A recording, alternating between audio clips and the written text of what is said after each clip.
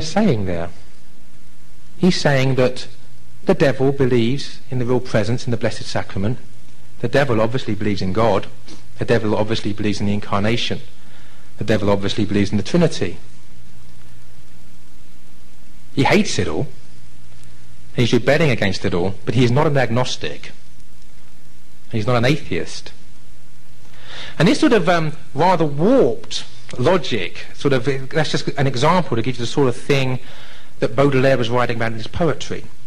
In his most famous collection of poetry, Les Fleurs de Mal, was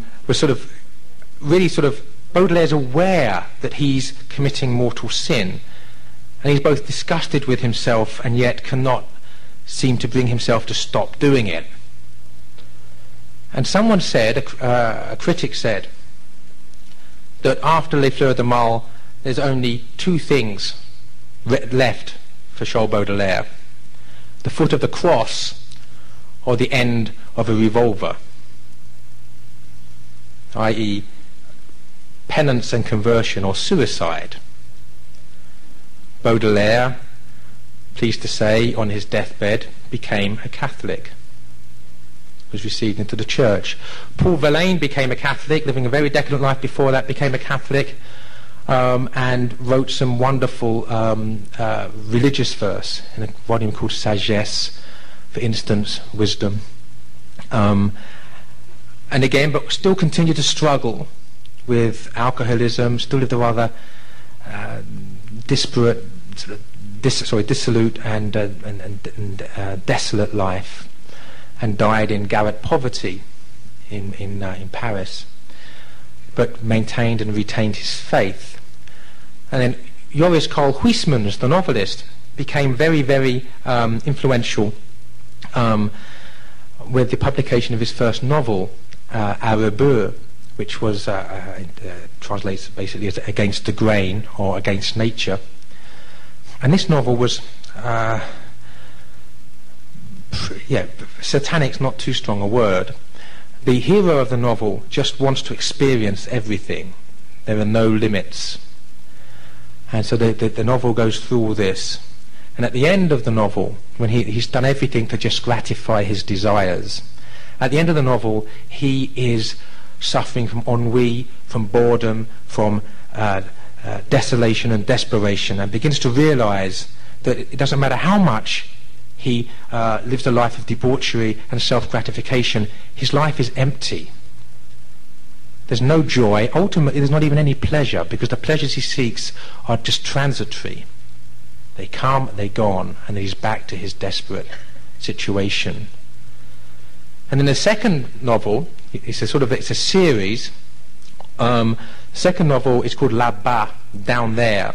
We see the same person in Paris in the 1880s, where there's a rise of Satanism in Paris at this time, decadence, and the Black Mass is being practiced. And you see the hero there is at once both morbidly fascinated by this and absolutely disgusted and horrified by it. And it's the disgust and the horror that gets the upper hand. And in the third novel, En route, on the way,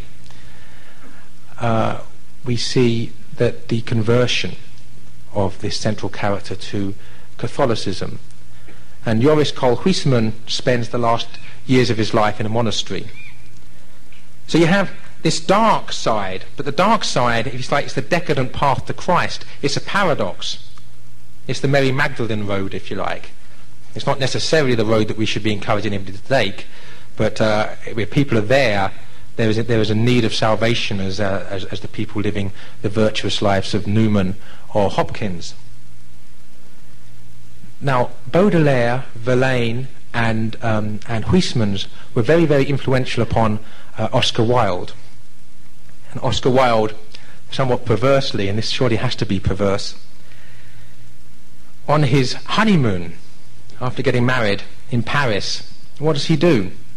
Well, he goes out and buys A Rebeu, the first and most decadent and satanic of Huysmans' novels. reads it on his honeymoon.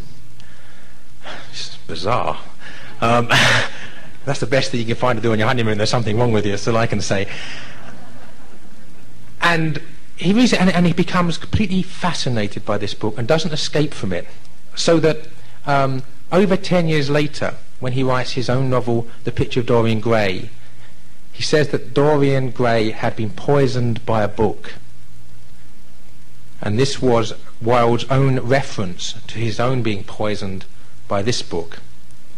So Wilde brings the French decadence back over the Channel to England, and the English decadence are perhaps the most prominent literary movement of the 1890s. I don't have too much time to talk about it, except that Wilde's work belies his decadent reputation, and particularly The Picture of Dorian Gray. That was attacked in England when it was published as being decadent and disgusting.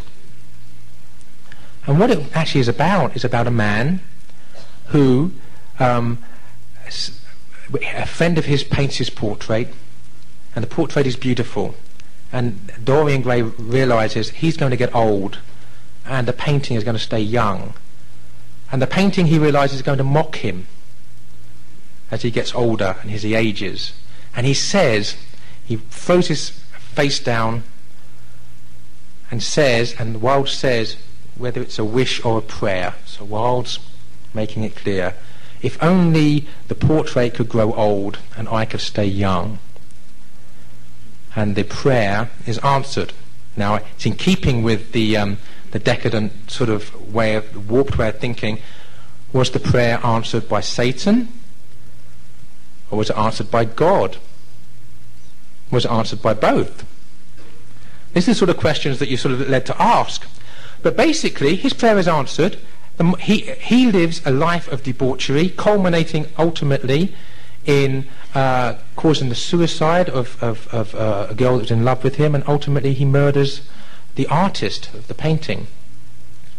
And the more sin he commits, the uglier and more hideous looking the painting becomes. He stays young. And after he commits murder, there's blood on the hands of the portrait. And several occasions Dorian Gray nearly repents, gets to the verge of repentance, and then doesn't, for whatever reason.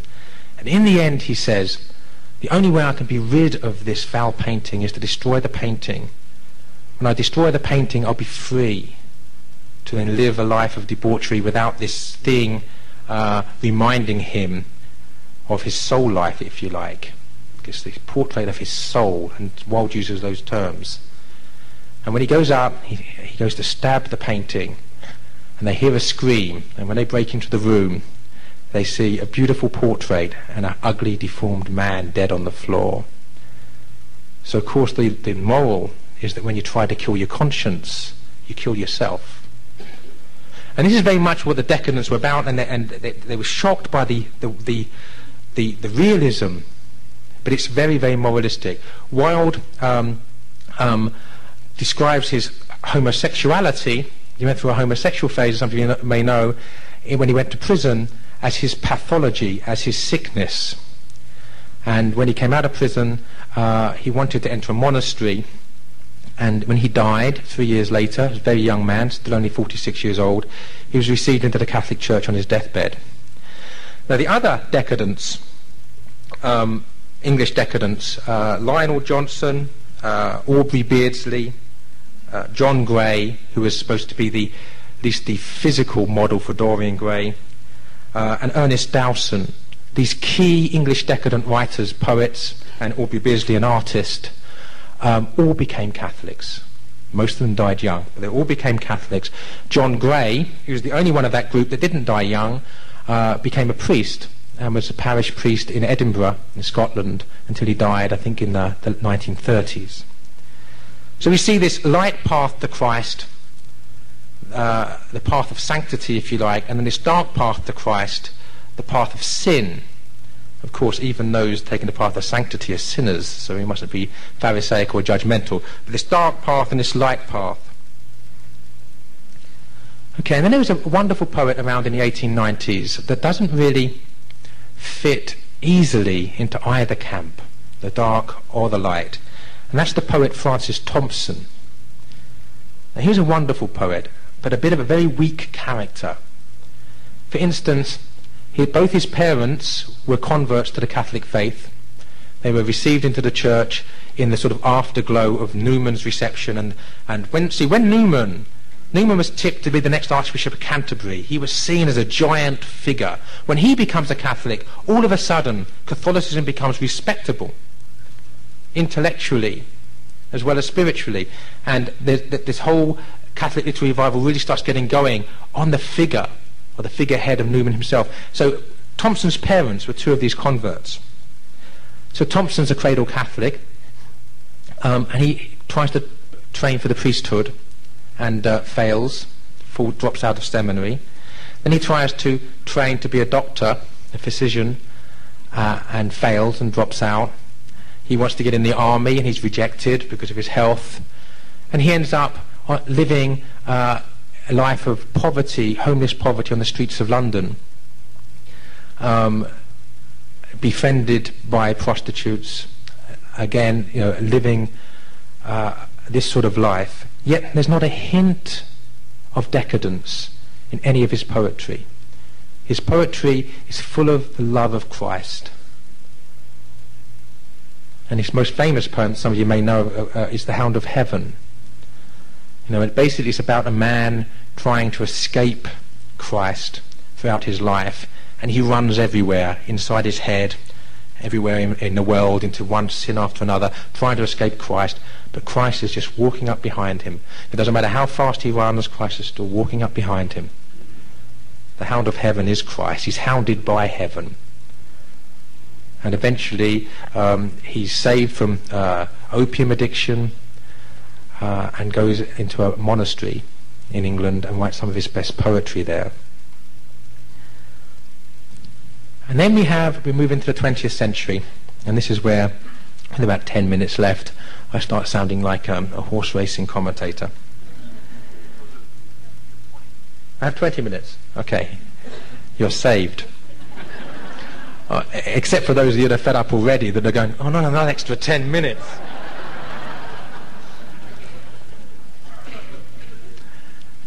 But the three key figures, for me, the Catholic literary revival is in sort of three segments.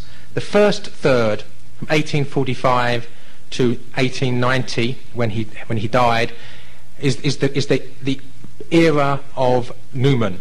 It's the period of Newman. Newman is the key and the figurehead of the Catholic literary revival in that first third. In the next third, obviously you have the 1890s and this decadent aberration in England, but when 1896, Hilaire Belloc is first published. And in 1900, G.K. Chesterton is first published. And to me, the second period that lasts from about 1900, should we say, till the start of the Second World War, 1939, well, to be precise, 1936, the death of Chesterton. So that 36-year period is the period where Chesterton and Belloc are the two giant figures in the Catholic literary revival. And again, I don't have too much time to say too much about them, except that Chesterton's work was very much a reaction against the decadence. The best thing to do, if you ever have time, is to read Wilde's The Picture of Dorian Gray, and then Chesterton's The Man Who Was Thursday immediately afterwards, because The Man Who Was Thursday is a response to and a riposte to the decadence of Wilde and the other decadence of the 1890s. And what Chesterton's really saying is that these decadents have a dark view of reality. They see reality as somehow morbid, as evil, as warped, as deformed. And the light, if it exists at all, is difficult to find. Chesterton was the complete opposite. On the contrary, the light is there for everyone to see. And if we don't see it, it's because we've blinded ourselves. Chesterton says once that we don't live in the best of all possible worlds. We live in the best of all impossible worlds. Because you think about it, this world is not possible. It's impossible. God has brought it into being and keeps it in being miraculously.